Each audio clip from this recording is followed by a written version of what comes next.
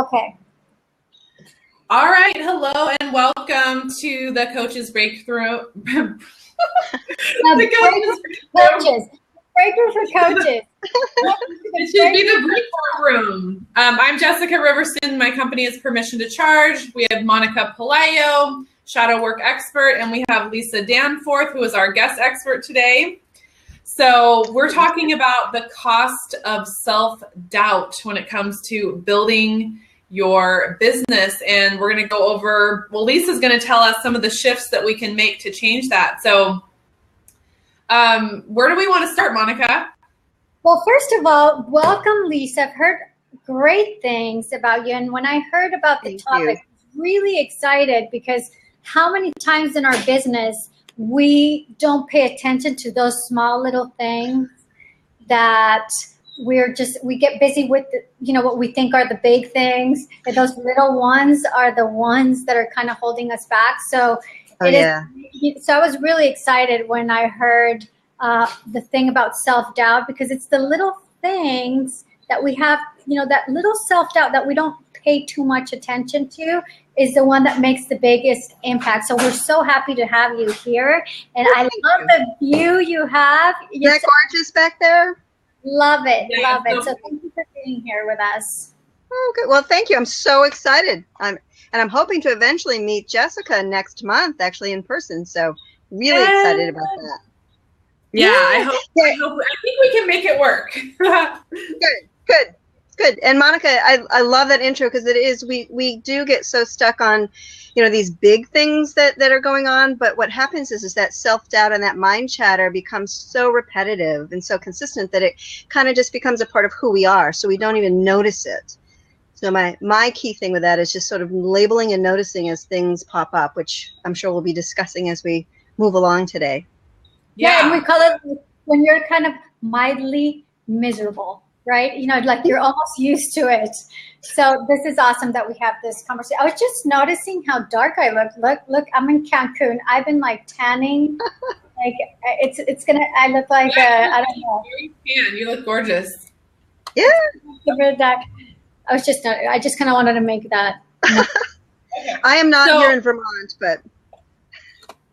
I'm just on Lisa's website, you guys, so I can give her a proper introduction. So lisa-danforth.com, and just wanted to go to your About page and say a little bit of cool stuff about you. So let me just get to, where are we? I wanted to get to your bio spot here. So Lisa works with women entrepreneurs and teaches them how to intentionally create the business and lifestyle they want, doing that consistently, confidently, and my favorite, without apology. So Lisa's got a great background as an entrepreneur herself before, starting to do the coaching. And I'm going to let you tell a little bit about yourself and your story, Lisa, because you have such a great story, and then we can just dive into the this whole topic of self-doubt. So do you want to just maybe talk about your own relationship with self-doubt as part of your own story? Absolutely. I am, some people call me a serial entrepreneur. I've been an entrepreneur for 26 years, and I've started 4 businesses, and I've been able to walk away, just pack them up and walk away. And really, I'm doing what I love every single day, and I've never been happier in this 4th business. It's sort of my next step in life. And when I turned 50, I had been catering for 14 years in a very successful catering company. And I realized that it was no longer feeding me, well, so to speak, feeding me in my catering business. It was more than it was giving. But I was staying in it because it sort of defined me. It was kind of I was very good at it.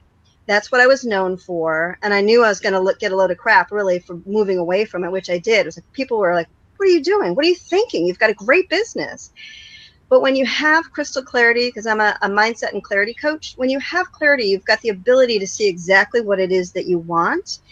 I like to kind of equate that with like that magnetic pull, that it's almost a resistance to not be going for it. But when you have clarity, you're also able to see where what you're doing is no longer serving you. It's actually taking more from your bucket than it is from filling it. And that really happened with me. But it was that mind chatter that was going on in my head of, this is, I'm good at it. I really should stay this way. I should be here because I'm making good money. But when I realized it was the shoulds, I was shoulding all over myself, was when I realized, okay, I need to step back and see really what the conversation is here. And like Monica was saying, you kind of see this big picture, but when I could step back and really look at why it was that I was staying in this business, and why it was that I wasn't going for what I wanted to, which was the fear. And I just recently read this great statistics. I think it's 85% of people, but it's higher with women. 85% of people allow the fear of failure to get in the way of their successes and them reaching their desires. And again, I really think high, 85%. We can make up all sorts of stories, and we can do all sorts of big things over here. And that's exactly what I was doing. I was in a business that I did well. I was making good money, but it wasn't getting me closer to my dreams and my goals of who I wanted to be. So when I really was able to slow down and look at that, and look at the mind chatter for what it is, and excuse me, but it really is bullshit. It's the stories that we have playing in our heads, that I could just make up another story. And the self-doubt, it has been a part of, each step of the way. We all have it, our fear of failure. I do like to say that it will never get rid of it. So if we think that we can overcome that inner critic, the self-doubt, and just be done with it, you're setting yourself up for failure. The key is not to ignore it, but to not make choices from that space, to listen to it and see what it has to share. I'm so glad you said that, Lisa, because that is such an important point, for us, that right now with this huge wave of positivism and courageous language, and I'm not putting that as something that's, because it does work and I am very respectful for it. But I feel sometimes, and I talk about it all the time here in the show, about how, you have these thoughts and you have these fears, and instead of kind of looking at it for what they are, because usually fears are certain lies that, and I call them shadows, but, we get to see the truth about them. And when people talk about mindset, all that stuff, they kind of go from, okay, I have this dark thought, and I'm just going to do these affirmations. Oh, look at the baby. Hello. Say hi. So the mom.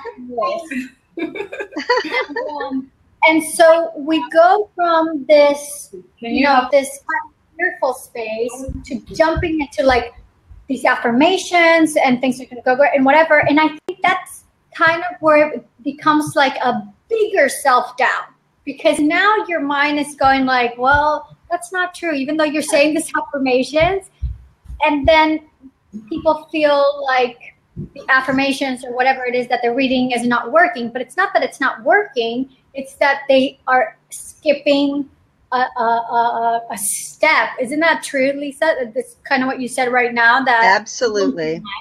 Yeah. Well, we need to have those intentions. I'm a firm believer, and I have clients who are like, don't give me intentions. I don't want to sit there and go, I am.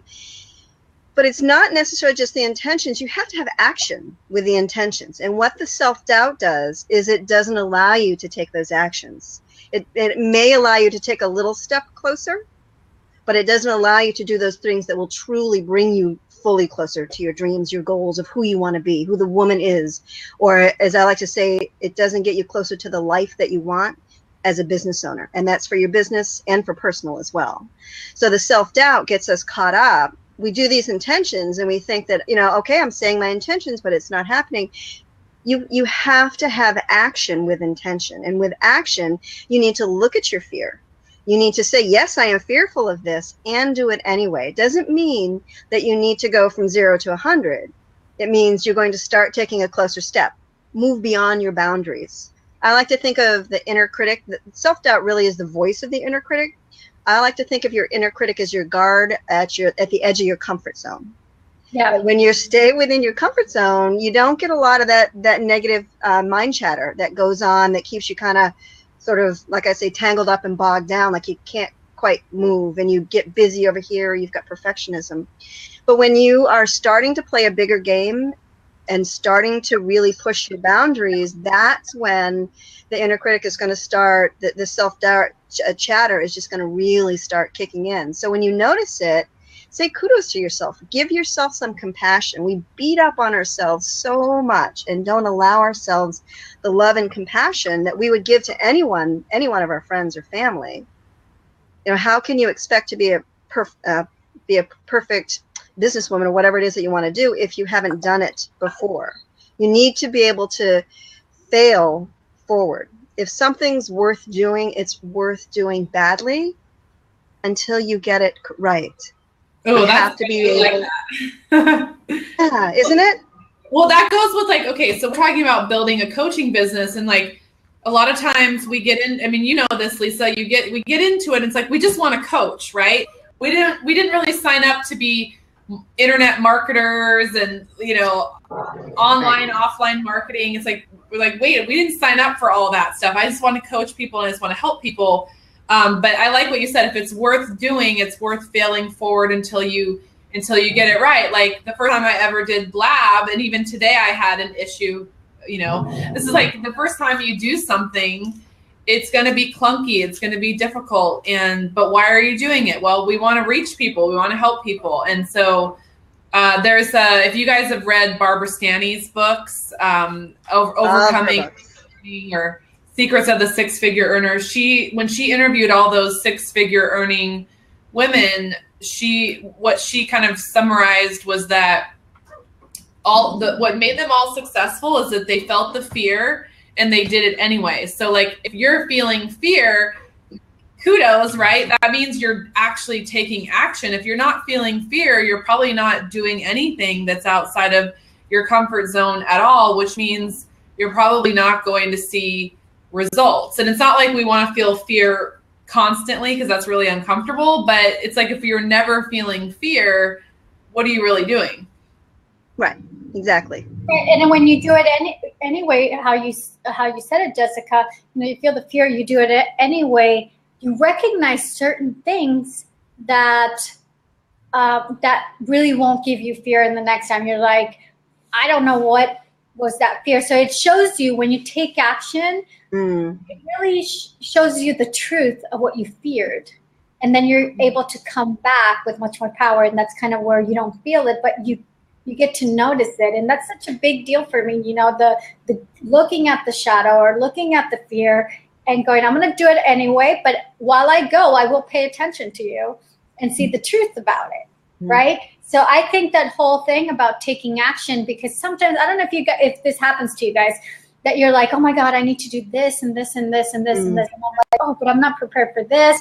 And I'm not doing this and whatever. And so we spend like a whole day and energy, thinking about it. And then when we go, we do a, excuse my language, but you do a fuck it, I'm just going to go do it. You do it in like 5 seconds. And then you're like, oh, and then it opens all these other tasks. And it was just that moment. It was just kind of that moment of just, I'm going to take action to kind of undo, like that being stuck or whatever. Yeah, and it's important. I love how you phrase that. It's so important to take action and to really start moving forward. But it's also really important, like I said, to be compassionate and not set yourself up for failure. Like I said, to go from 1 to 100. So push beyond your boundaries. Do something that really is uncomfortable, but that's just within your reach, or maybe just beyond your reach, I should say. But when we want to get out and do something that we simply don't know how to do, and we flop, it's just have a little compassion in there. I love that. I love how you bring that kind of balance, because we tend, I don't know if this happens to you guys, that you read a book and we tend to go to the extreme with that book, and it's like, we need to be positive, or and it's like the getting out of your comfort zone. But this is the cool thing that I love that you're saying, Lisa. It's like, the step is to get a little bit of, outside your comfort zone to take action. Then you could come back to like a really comfy zone of love and compassion. And I build it. And I love that, because a lot of people, keep talking about like, get out of your comfort zone, get up. And there's some people saying like, no, I love my comfort zone and I make good money doing it, right? In my comfort zone. But I think that there is a, there's a light and there's a hole. Yeah. Because like, I don't think the goal is to be in a state of fear all the time. Like that, we want to be in a state of love and appreciation. But if, like, I've been listening to a lot of Esther Hicks lately, and she's always talking about contrast, right? So if you don't have contrast, if your life is just peachy keen 24/7, how do you know that that's even good when you have nothing to compare it to? You have literally no contrast. So value. Yeah. So let's talk about yes, go ahead. I just wanted to kind of circle back to what Monica was saying, you know, that we get this story, but I equate it, when I put it in these terms, it seems to really resonate with people. Kind of the Wizard of Oz, the man behind the curtain. Do you remember the Wizard of Oz? Don't look at the man behind the curtain. It was this huge booming voice that was so intimidating and fearful that we didn't even dare to look directly at him. But when we pulled back that curtain, he was a nebbish little man. He was just this little thing. And so I like to equate it that way, that our fears are huge when we don't look at them. That which we resist persists. It's when we turn away from it, it has such control on us. But when we actually look directly at our fears, like directly, and I'm not even saying looking at directly at them and doing absolutely every single one of those things that are fearful, but looking directly at them and looking at what is so. Let's play that out to the end result. Will I really look like an ass if I do this? You know, will I really lose all credibility? And if I do, what happens then? And if I do, what happens then? Play these things out to the end game in your mind, truly, and with compassion, and see where it winds up. I'm going to bet 98% of the time, 99% of the time, it's never going to be even close to the stories that we had going on in our head. Yeah. Totally. And also, uh-oh, it's cutting out a little bit. We do. Sometimes this is what I've seen happen. You get to see, you open the curtain and you see the little guy, right? But sometimes we don't pay attention because we're like, oh, he's just a little guy. But we underestimate the power of that little guy if we don't pay attention to it. And that's exactly. And it's like a little spider. It's so little we don't look at it, but you know the venom that could cause that, the not looking at it and not being aware of it and not seeing why it's there, that can really affect us. We lost you on video, but do we still have you on, Lisa? Yeah, I can see her. Okay. Okay, good. It says poor internet signal. Let's see. We have got Bianca on. Bianca, can you see Lisa? I think it's still working. She says yes. Well, you guys, let's talk about, let's really get into the cost, because this is making me think about like the beginning journey of building a coaching business. It's like, someone tells you go out and speak or go do this. And it's like, I mean, the fact that all three of us are sitting here doing this call today shows that we busted through a certain amount of fear. Because if there's other people, and actually I was that person. I mean, growing my coaching business, I call it a faux launch period. And that faux launch period was like 4 years. Because it was like 2008 that I said, okay, because I had been coaching for free with this organization. But in 2008, I went to an Allie Brown online internet marketing, workshop. And I was like, okay, I'm going to do business coaching. And then, I think I was formulating it then. And then in 2009, that's when I went to another conference, and then I was like, yes, this is what I'm going to do. And then in 2010, I was like messing around with my website, and I had 2 different websites that I had built, and then I scratched them. And then I had like this mastermind thing, but it was like a free mastermind. Like, again, no clients. 2011, still doing the same. What should my logo be? What should the colors be? And it wasn't until 2012 that I had like a paying coaching client. So, I mean, I could have been in that space for 4 years, right? 4 long years of like sort of thinking about doing something. And then there's a lot of people that are still in that same spot. It's like they'll only let themselves go, you know, like maybe a little step, but like they won't touch that boundary of their whatever their comfort zone. They won't quite bump up against that comfort zone. So it's actually really cool talking about this and recognizing where all three of us have what we've had to overcome just to be where we could do a blab show. You know, for someone that would be easy to just, yeah, I'm going to go on blab. But for most people, it's kind of like, oh my gosh, you know, talking about what you do and being in like some kind of online visible forum like this is such a big deal. So, you know, I just think it's fun to look how far we've come and see that, you know, we are being the people who are willing to break through those barriers. And so I think what I really want to talk about or bring out in this conversation is, I'm just going to be blunt. There's a lot of coaches that are struggling to grow their business. And, you know, everything takes time, but there's people they're just struggling for a long, long time. And so let's talk about how self-doubt is like a big part of that, right? Because the fear and the self-doubt that we keep giving into instead of like, it takes a lot, I think, to be a coach and to be a mentor. And there's so many people that want to be that. They want to like be that mentor, that coach. But a lot of times they're not willing to break out of their own shell. So I want to know like what you think about that, Lisa, with your own journey, with clients that have come to you, and what kind of self-doubt stops them. But I mean, I think that's like I feel like it's a big thing because there's just so many people that are struggling. And then it's like, look, if you're a coach, you have to be willing to just break out of the BS. Like you were saying, you know, it's BS. Absolutely.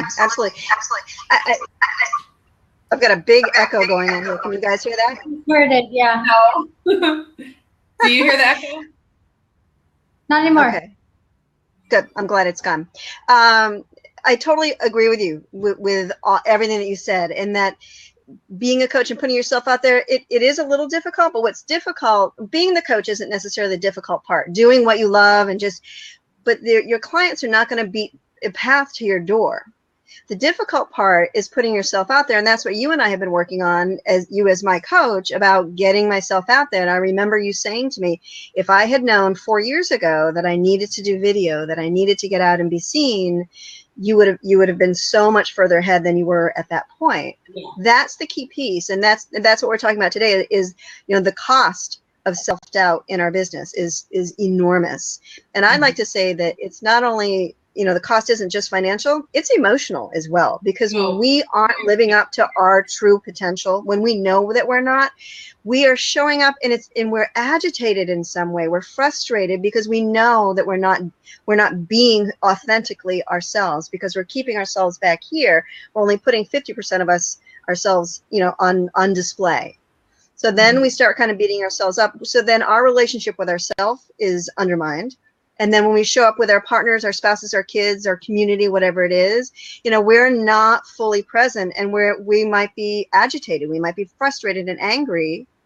And then that doesn't allow us to show up fully. So it's this kind of vicious cycle of when we keep ourselves back and we know that we're held back. And that's really the women that I work with, is like, they know that they're holding themselves back. And it's been so long that they've been doing it that they don't even quite know where to begin to start peeling away the layers.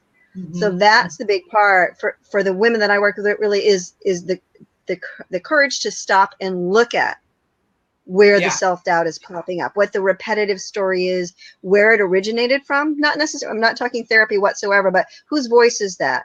You know, what is it that's going on? And when we get hooked up in this self-doubt, when someone, you know, we're worried about what someone else may think of us, there's a belief about ourselves within that, you know, that we're not trusting ourselves, and we believe what that story is. Mm-hmm. So to be able to put ourselves out there, to really, and to do this, to you know, start writing blogs, to go out and speaking, that's where the cost really when we keep ourselves from doing that, that's where the cost really, we leave a lot on the table.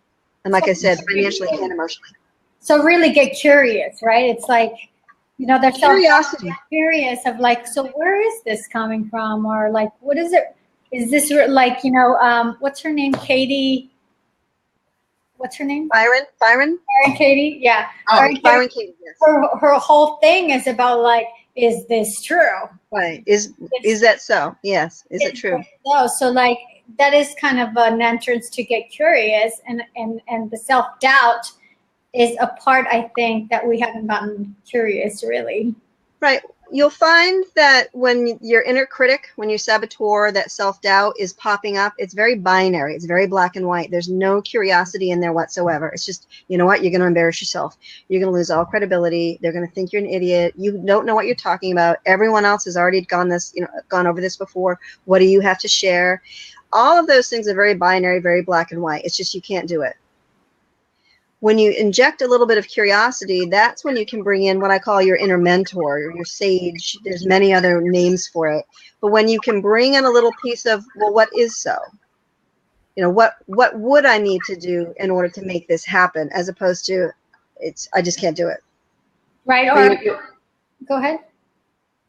Just the curiosity piece is so key. Right. Or that in all our training, some of them, and it all comes back to this place of like, who would I be if I didn't have this? Or, who am I being with it? But like kind of separating it from you. It's like, who would I be if I didn't have that? Like, what actions would I take? And that kind of makes you enter that curiosity of asking questions. And I think that really brings you to the present and to like the reality of what's really going to happen. What's really happening. But I love what you say, Lisa, because sometimes we could get too in the mind with that, but when we put that with action, like what you were saying, it's like, because sometimes we could get in the mind for a while, but if you start taking action, sometimes a lot of that drops, and then you kind of stay with the real stuff that you need to work on, right?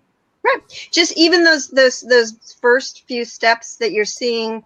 Okay, maybe that belief wasn't really true, and that opens it up and allows you to be a little more expansive with each step. I love that. Absolutely. Yeah. So Bianca had a comment, so I was just asking her to clarify that a little bit more. Today, when I was doing my morning walk and just kind of meditation, I was thinking about what you were saying earlier, how we're so hard on ourselves, and just through this conversation with, two coaches who really focus on mindset and the emotional piece, I'm just recognizing how important it is for coach. I mean, we're talking about coaches because this is our show is really geared towards coaches and other types of service entrepreneurs. But it's like, if you are a coach and you don't have your own mindset coach or success coach or someone that's there to mentor you, I think it's really hard. I think it's really, really tough. And so you don't have anyone to be curious, to ask the questions, to help you break through the self-doubt, because our show last time was about the 80-20 rule, how 80% of success is your mindset. Maybe it's 90%, but the majority of this whole thing is your mindset. Because, if someone gives you the strategy and say, okay, do this, and sure, there's nuances and there's a lot to learn as far as strategy, but what your enthusiasm, your emotion, your mindset, all of that you bring to it makes the biggest difference. I mean, there's some of the most successful people in the world may not even be the very best at what they do, but they have such a great attitude and they're so positive and they're so magnetic. Maybe their program or their content or their curriculum is not as good as someone else's, but why are they successful? Well, because they're willing to be visible. They're willing to put themselves out there. They're excited. They're not letting a lot of the doubts hold them back. They just show up and do it. And that's very attractive. Okay, Glass Daddy. When we see people playing a bigger game, when we see people having the courage to step out of their comfort zone, that's very attractive. We kind of want a piece of that. But I think we need to be very cognizant of not trying to emulate that person, but to learn from them. You know, to want to work with somebody because you want to be like that person. Make sure that you're doing it because you want to learn what it is that they have to offer you, and to not just take their cookie cutter way of doing things, because it may not fit. That's a good point. That's a really good point. So Bianca said, I just want to read her comment. She said, when I ask myself, who do I have to be or do, it's usually invite people without expectation, give a talk without being tied to how many people show up, just to get into a rhythm of showing up for myself. I love that. That's beautiful. It's great, That's Bianca. how you should approach any marketing strategy in your business. I mean, a lot of times when I work with people, they're so tied to, of course we're going for results, but they're so tied to like what they're going to make all of that mean. And it's like, hey, 5 people showed up. Great. You know, now be in your power, do what you do. And then let's decide, okay, how can we have 10 people show up next time? And how can we have 15 people? But if only 5 people is going to make you just feel like you're crap and you're horrible and all this stuff, it's like, what does that say about your belief in yourself and the value that you have? And I mean, nowadays, like if someone doesn't say yes, or if I do something and I don't get the numbers or the response that I want, I'm just like, I'm not like devastated anymore. Cause like she mentioned that word rhythm. I'm more in the rhythm of, okay, well, let me tweak it and try it this way, or let me just do it again. Maybe it was a bad day, or, you know, it's like, I mean, sure, I'm disappointed I didn't get the result, but I don't get devastated the way that I used to and just take myself out of the game, which I think that's kind of what we do in the beginning, because it's like, oh my God. So how can people get over that, Lisa? Like that sort of judgment about like when they do something for marketing or they put something out there, how can they get over the judgment part so that they can just be in the rhythm of, okay, well, let me pivot and try this and let me try that. And like, instead of just being like, oh, I'm devastated. Now I'm going to be paralyzed now. Well, and that's an excellent question. First of all, I want to say it's a choice. We are always at choice. Now, being at choice is very, very simple, but I'm not saying that it's easy. Yeah. It's a mindset piece. So you can be at choice of, damn, I had 5 people show up. That's awesome. I showed up fully. I put myself out there, and I'm going to give myself a pat on the back. And by continually showing up, then there's going to be 10 people, and then there's going to be 15 people. So we're at choice of how we're going to react. And that's a really key piece that people need to be aware of. Like that is a huge mindset piece. And that will, if your choice is to focus on, oh, only 5 people showed up, you know, it's not worth it, I'm not going to do it, you're leaving a lot on the table. And let's be clear here, you're choosing to leave a lot on the table. Mm-hmm. And it may work for you. That may be where you're at, and you're not capable at this point to continue. And that's okay too. Compassion is the key piece, because when we start beating ourselves up, we're never going to be able to put ourselves out there. But when we can step back and have some compassion for how we showed up, let it be, and then pick ourselves up and move on, that's going to be a key piece. So your choice is a really, really key component in that. The other piece, Bianca, fabulous question, I love this, is feedback doesn't tell you about you. It tells you about the person giving that feedback. And when you stand up to give that talk, Bianca, are you talking to your ideal client? Because if what you're saying isn't resonating, then that person probably isn't your ideal client. Or perhaps you've marketed something and only 5 people showed up, and that's what kind of, you know, only, like I said, you can think of it either way, but 5 people showed up. You could step back and look at, okay, what was the wording for my marketing? What is my exact target? You need to be so clear on who it is that you are serving. Super clear on what you're offering and what it is that you're serving. Is that person your ideal client? And that goes within any relationship. Feedback from someone else does not tell you about you. It tells you about the other person. You know, you can put the judgment on yourself. I like to equate it. Go on to Amazon.com and look at, you know, like Brene Brown, Barbara Stanley, whatever it is, all of these amazing authors who are very well known and sell millions of books. they're always going to have a negative review, always.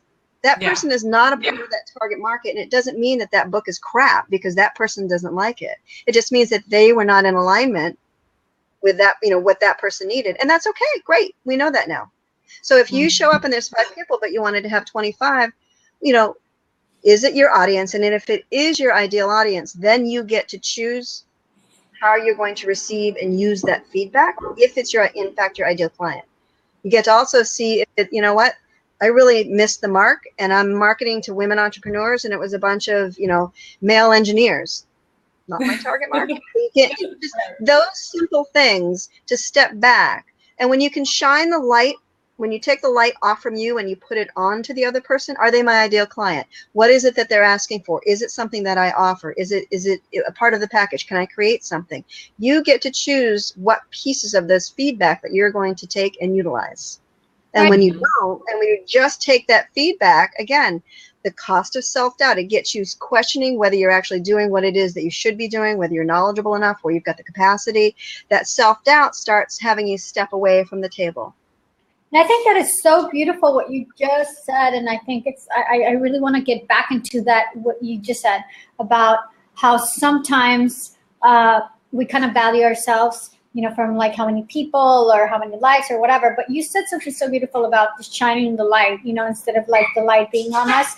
And I think that part of, like when you're, in a theater or whatever, like the light, is shining on us and whatever. And of course, we're going to have self-doubt, of course, and in this business, it's all about the light that you bring and extend to this business. And when you get to connect it to, the importance, that's what you said, like, who is my target market? It's not like, who am I going to sell to? It's like, who is my target market? Who am I passionate about? Like for me, I'm like really passionate about women that are putting themselves out there, helping other women and like really supporting it. They need a space to be in the dark and kind of explore and have a safe, loving place where they can find a light behind all of that. I'm like so passionate about that because I saw it while I was coming up, in this journey, I saw this was like 11 years ago. We saw coaches, they were so amazing, and they kind of gave up on the way because people expected them to be like these perfectionists or like not have any doubts or not have all this stuff. And for me, I felt so passionate about being around people that had so much light to give, but didn't have a space to really go into their dark, to their next level of bringing light to the world. Do you know what I'm saying? And I think that was so beautiful about like, this is the difference about this business that we're talking about in our coaching services. And we've had to go through a lot of dark. You said earlier about, we see somebody we admire and we kind of want to emulate them, like we want to be like them, but we don't know the whole story. We don't know all the darkness that they've been going through, all the failures, we don't know that part. People just say like, okay, I was here and then I went to here, but we didn't know all the steps.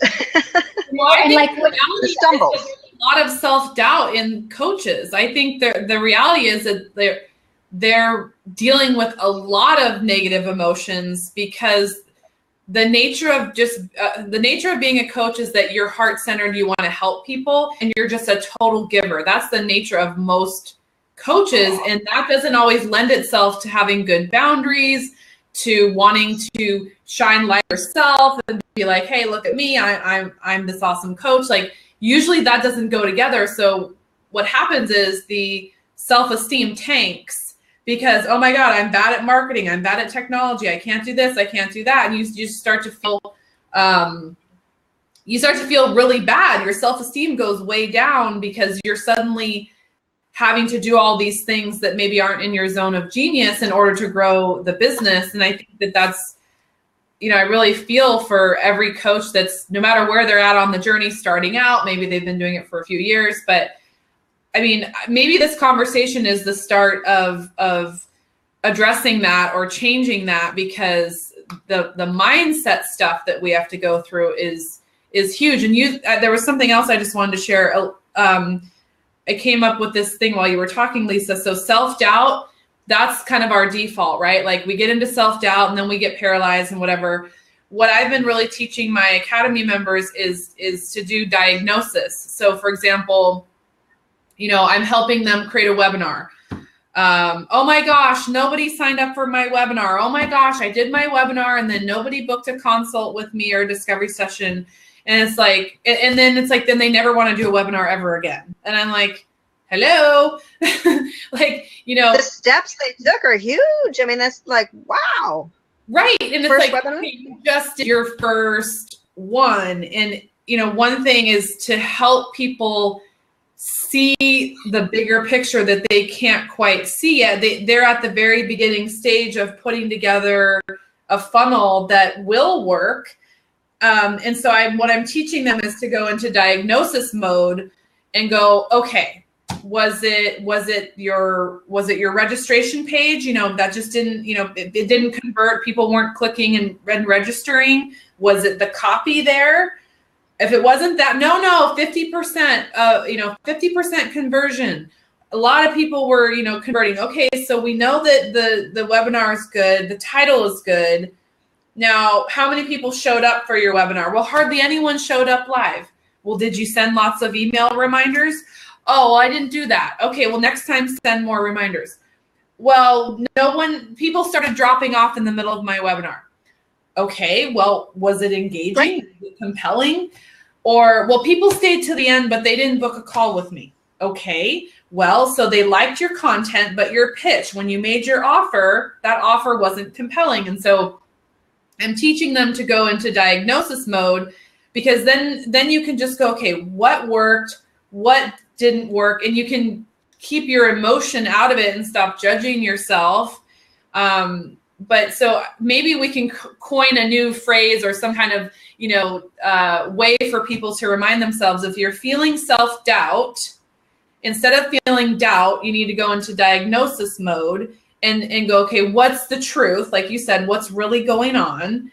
Follow it to the end game. Follow it to the end. I really like that. Follow it to the end and then decide, like you said, if it's worth doing, then you'll do it, right? And I think it's hard sometimes when building any kind of business to see the end result, because it's almost like when you start a business, there's no manual really, but someone needs to train you on, hey, you're going to fail like 15 times and then you're going to get it right. And then then you're going to fail again. Right.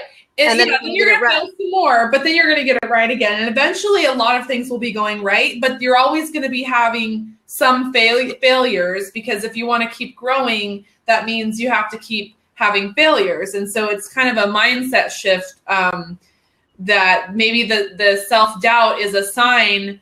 It's a sign that you're on the verge of creating a success, because if you're feeling uncomfortable, you're probably doing something out of the ordinary. And you're not just on the couch eating chips and watching Oprah or something, right? Like, it means that you're doing something. And if I could just really help all of my clients understand this whole diagnosis mode thing and just sort of recognize that's part of it. That's just part of this thing. And not some people might realize, the heck with this. I don't want to start a business. This is too hard. And that's okay too. And that's great too. I'd rather more people recognize that and just stop killing their self-esteem and self-worth. I'd rather them just go, you know what, this isn't for me. And I don't want to require of myself what this entails. I'd rather go, maybe I'll work for, Tony Robbins and be a coach in his company. And that's fine too. But we have to, I like what you're saying, like there's a lot of BS and we have to be real. And us as coaches have to let people know this is what it takes. You have to be real with yourself, and you have to be willing to be more compassionate with yourself and just recognize, okay, this is part of the business that I may not have a lot of skill in, but I'm going to practice and I'm going to fail and then I'm going to figure it out and then I'm going to fail again. But it doesn't mean I'm a bad person or I suck or I'm crap or I'm terrible. No, and what you're saying is so true, because we get so caught up in that mind chatter. And I don't want to just jump in. Monica, you've been quiet. Would you want to add something?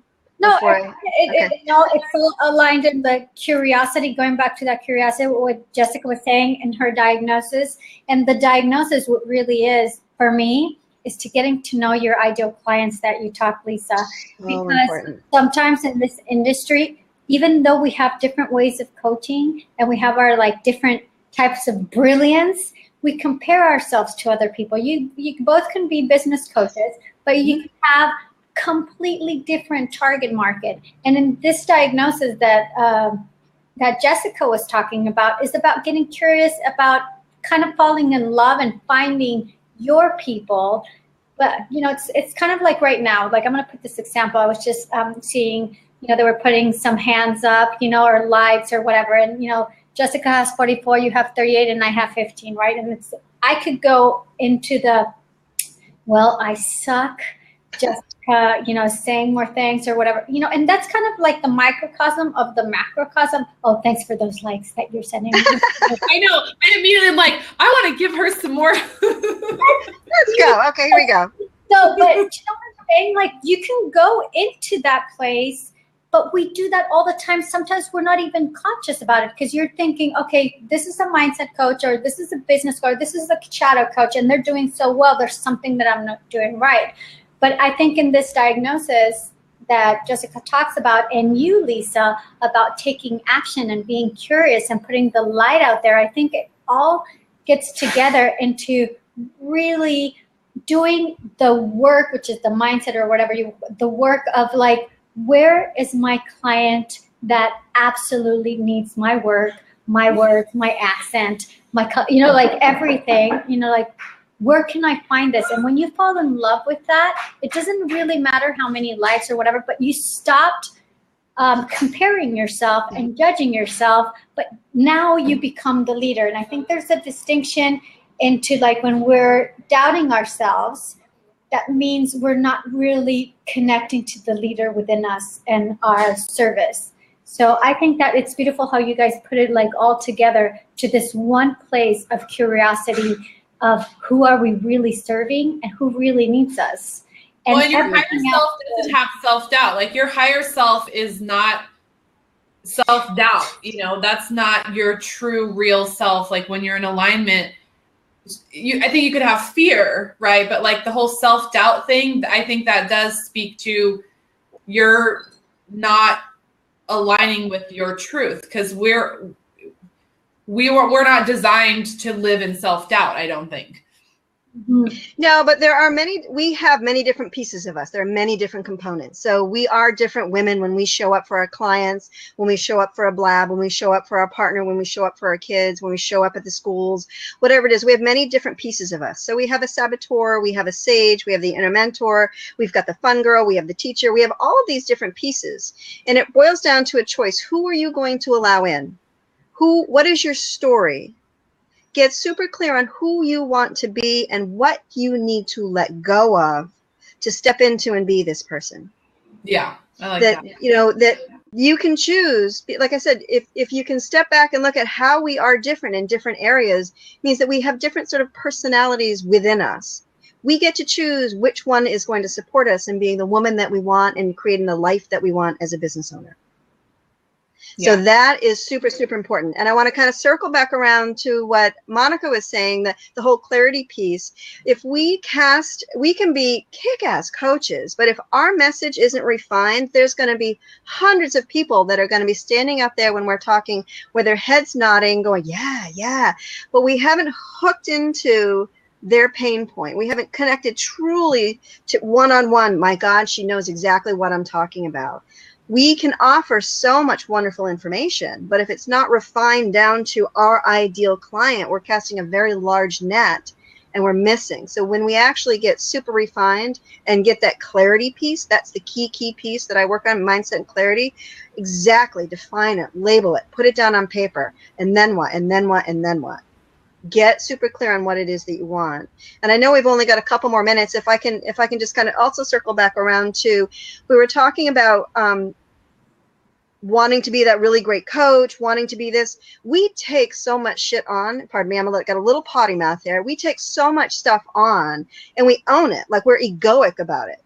You know, if our clients aren't succeeding fully, we own it. Well, that's a load of crap. Yeah. We have a lot to offer, and we can't determine how that person's going to show up. We can't determine if they're actually going to take the steps. All that we can do as coaches is bring our best, full, authentic self to the coaching. But when we have this piece of self-doubt within us, we're not actually showing up authentically. There's a I call it a veil of judgment. So we're back here kind of watching what we're doing. We're not fully present. We're not fully being aware of what's going on within this conversation. So how can you actually be the woman that you want to be? How can you actually live up to your true potential and be thoroughly authentic when there's a piece of mind chatter back here that's like, oh, I shouldn't have said that. She just yawned. Is she bored? Let it go. It's not yours to own. Yeah. We have we need egos. Ego is not bad. We need egos to be able to step up and do things. But we own so much of what other people are doing. It's not ours to own. It is ours to offer. And that's where the self-doubt starts kicking in. When you can let go of that feedback, when we can let go of the control of what our clients are going to do with this wonderful information, then you're able to really show up and really just love yourself, love the other person, just be compassionate and share. I think that's our next go topic, because a lot of times we are getting so wrapped up in clients' results that we're taking on too much responsibility for clients and not really holding their feet to the fire. So I think that's a good, let's like put that in our bank for another topic, because I think we can do a whole show on that. Accountability is a key piece of my coaching. And I'm finding that the women that I work with, they have stayed busy over here for so long that they don't want to look. They don't let people in. They don't want to look at their story. They really don't. Oh. So to have that accountability piece, and like Monica was saying, to create a very loving environment for us to both sit down and look at their story and look at why they are showing up the way that they're showing up without judgment. You have to take the veil of judgment out from anyone present, because you can't ever shift something that's going on when you're not fully present. So take out any judgment. Do it. Watch the movie instead of being in the movie. When you're watching the movie, you're seeing all of the different things that are going on. When you're in the movie, you've got the blinders on and you can't see all the moving parts. Mm-hmm. Yeah, and, that's a great analogy. The last piece, there is a distinction about when you talked about the ego, that we have this thing, it's like our ego. But, there's a distinction between using the ego for our advantage, because it's the one that makes us speak, the individual, we use it because we pay attention to it and we have more in control of our lives than letting the ego use us through the fear. And the ego really, when it uses us, it's in the future and the past. So the whole thing about being present that, everybody talks about, but what you say, Lisa, to really look at our story, to get like real and present. As coaches, I think that it's so important. I love that you're here today and you were an awesome guest to us. Thanks for inviting me. I take, the message, this huge message is, as coaches, that all, the coaches that are listening to us now and the ones that are going to listen to us in the future, is that we give a space to our clients to look at their pain, to get clarity in so many ways. We do it all in so many ways, right?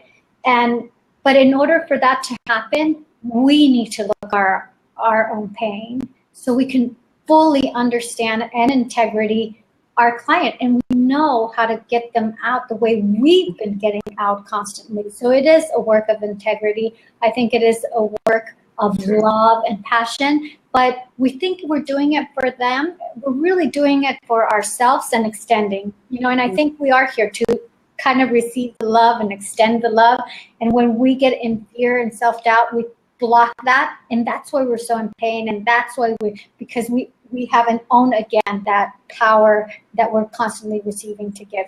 And I love the gift that you have, Lisa, for so many of us, of these reminders of really extending the light than just receiving the light, because receiving the light, we don't get to see people. We just see a bright light and we feel we are responsible for what they're feeling or what we need to act or what we need to do. But when you turn it that way, it is so beautiful, this gift that you bring to all of us and these reminders. Thank you so much for being here with us. Thank you. Thank Do I have 1 minute to just mention one more thing? That when Jessica was talking about how when all of the coaches, only 5 people showed up, or the technical piece will keep them stuck, that is a big piece of the self-doubt and the mind chatter that keeps them in a safe space.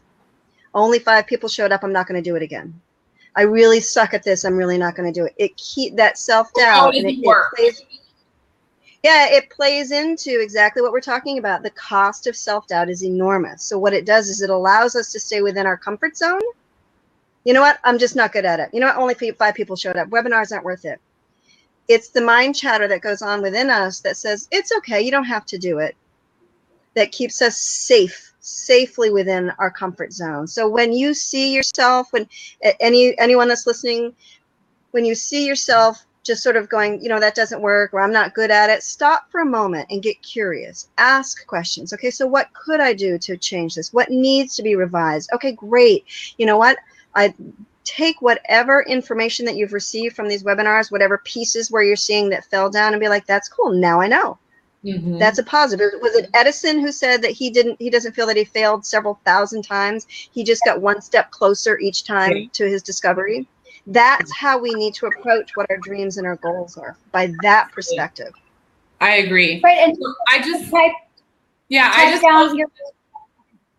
just posted a link to our Facebook group, and so Break Room for Coaches.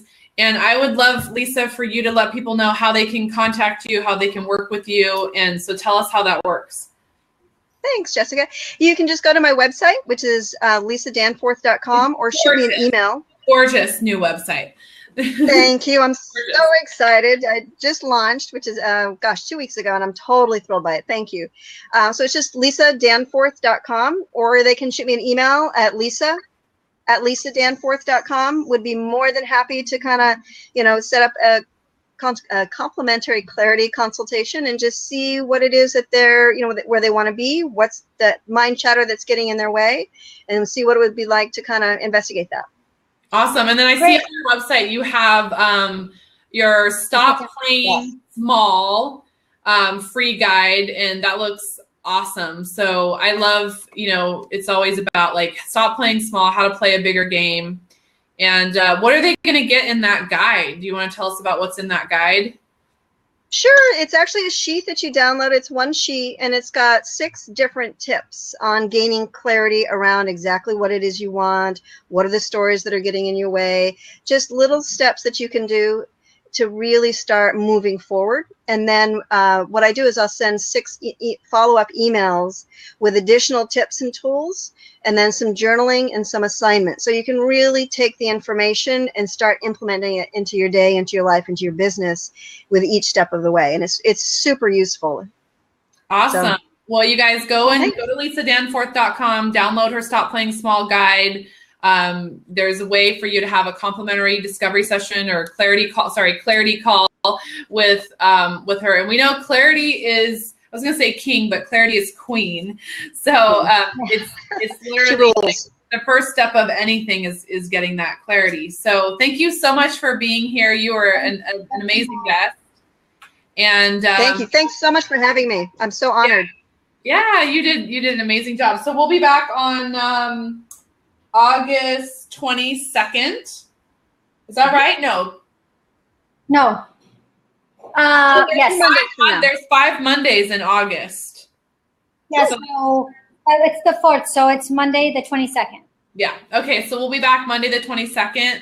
And in the meantime, you can go to our Facebook group, the Break Room for Coaches. So hang out with us in there. And Lisa, we'll have you go in there and post your website inside the group too. Okay. And then it's a great site. You got a lot of information there. Thank you. Yeah, go into the Facebook for Coaches, and then you could put, what you're giving out, your specials and whatever. You're so welcome to do that. And we'll put the recording of this. Once this recording is done, then we'll send that. Oh, yeah. So who just posted that? The Daily Shoot. Amy. Thanks for being here, Amy. Amy. Thank you. Okay. Thank you, everyone. Great conversation. Have a great day. Thank you. Bye. Thank you. Bye.